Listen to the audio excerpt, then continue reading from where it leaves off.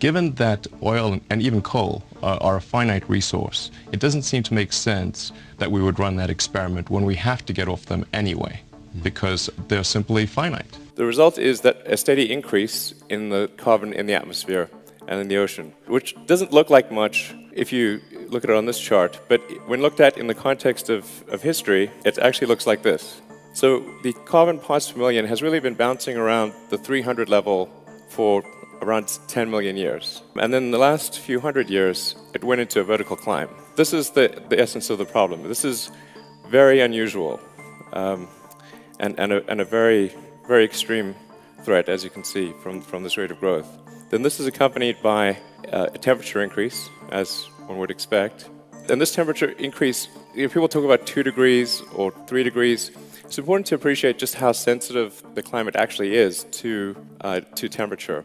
Small changes result in huge effects. The sensitivity of the climate is extremely, extremely high. We've amplified this sensitivity by building our cities right on the coastline. Most people live very close to the ocean. There are some countries, of course, that are very low-lying and would be completely underwater in a climate crisis. So we've essentially designed civilization to be super sensitive to climate change. The important thing to appreciate is that we are going to exit the fossil fuels era. So it is inevitable that we will exit the fossil fuels era because at a certain point we will simply run out of carbon to mine and burn. So the question is really when do we exit the era, not if. The goal is to exit the era as quickly as possible. The laws of economics will drive civilization towards sustainable energy, inevitably. People tend to think of why should electric vehicles have a subsidy? But they're not taking into account that all fossil fuel burning vehicles fundamentally are subsidized by the environmental cost to Earth. But nobody's paying for it. We are going to pay for it, obviously. In the future, we will pay for it. Electric airplane isn't necessary right now. Electric cars are important. Stationary storage of energy is important. These things are much more important than creating electric supersonic VTOL. Also, the planes naturally, you really want that gravitational energy density for an aircraft, and this is improving over time. So, it's important that we accelerate the transition to sustainable energy. That's why electric cars, it matters whether electric cars happen sooner or later. We're really playing a crazy game here with the atmosphere and the oceans. We're taking vast amounts of carbon from deep underground, putting this in the atmosphere. This is crazy. We should not do this. It's very dangerous. That means we need to move from the old goal, with the pre-industrial goal, which was to move from chopping down forests and killing lots of whales. The old goal was to move from chopping wood and killing whales to fossil fuels, which actually, in that context, was a good thing. But the new goal is to move to a sustainable energy future. And we want to use things like hydro, solar, wind, geothermal. Nuclear is also a good option in places like France, which aren't subject to natural disasters. And we want to use energy sources that will be good for 1 billion years. The more carbon we take out of the ground and add to the atmosphere, and a lot of it gets permeated into the oceans, the more dangerous it is. I don't think right now, I think we're okay right now.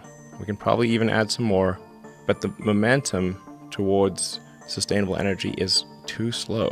There's a vast base of industry, vast transportation system. There's 2.5 billion cars and trucks in the world. The new car and truck production, if it was 100% electric, that's only about 100 million per year. So it would take, if you could snap your fingers and instantly turn all cars and trucks electric, it would still take 25 years to change the transport base to electric. The scientific consensus is overwhelming. I mean, I don't know any serious scientists, actually zero, literally zero, who don't think that we have quite a serious climate risk that we're facing. And so there's fundamentally a subsidy occurring with every fossil fuel burning thing. All fossil fuel powered things have an inherent subsidy, which is their consumption of the carbon capacity of the atmosphere and oceans. I look at the future from a standpoint of the probabilities. It's like a branching stream of probabilities. And there are actions that we can take that affect those probabilities. or that accelerate one thing or slow down another thing, introduce something new to the probability stream. The fundamental value of a company like Tesla is the degree to which it accelerates the advent of sustainable energy faster than it would otherwise occur.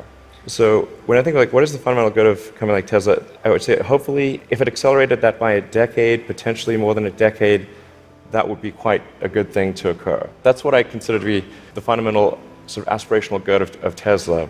Gather tax for the, to pay for the federal government. We should shift the tax burden to bad things and then adjust the tax of that bad thing according to whatever is going to result in the behavior that we think is beneficial for the future. What we're doing right now, which is mining and burning trillions of tons of hydrocarbons that used to be buried very deep underground, and now we're sticking them in the atmosphere and running this crazy chemical experiment on the atmosphere.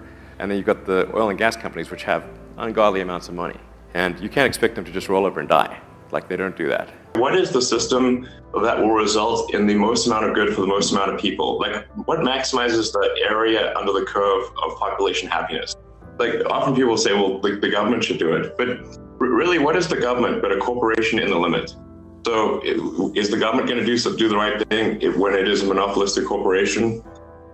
Unlikely. The government is essentially not the solution. And I think we just want to take the set of actions that accelerate the transition to a sustainable energy economy. And that sustainable energy economy is going to be, like I said, primarily solar with wind. You absolutely need stationary storage batteries because of the intermittency of solar and wind. And then there will also be hydroelectric, geothermal, nuclear. These are all fine. And but we want to just move as quickly as we can to a sort of a solar electric economy. And sometimes people say, oh, it's cloudy or something. What about solar? And do plants grow? They're a solar-powered chemical reaction. If plants grow, you have solar power, obviously. How do you think they grow? Do you have a message for the climate change skeptics and the big oil people? Well, as far as climate change skeptic, I believe in the scientific method, and one should have a healthy skepticism of things in general. And what do you think the percentage chance is of this being catastrophic for some meaningful percentage of the Earth's population? Is it greater than 1%? Is it even 1%? If it is even 1%, why are we running this experiment? So the obvious solution here is a carbon tax. Now, over time, I'm confident we will have this. And if we just put the carbon tax in place, everything will be fine. It's the thing that should be done. Very terrible situation. But he also said it's not like there's no good that comes out of even a terrible situation. There's some good that comes out of it, but it's overwhelmingly bad. It's just really interesting to read about history, learn the lessons of history, such that we do not repeat mistakes of the past. But I want to be clear, I'm not trying to be anyone's savior. I'm just trying to think about the future and not be sad.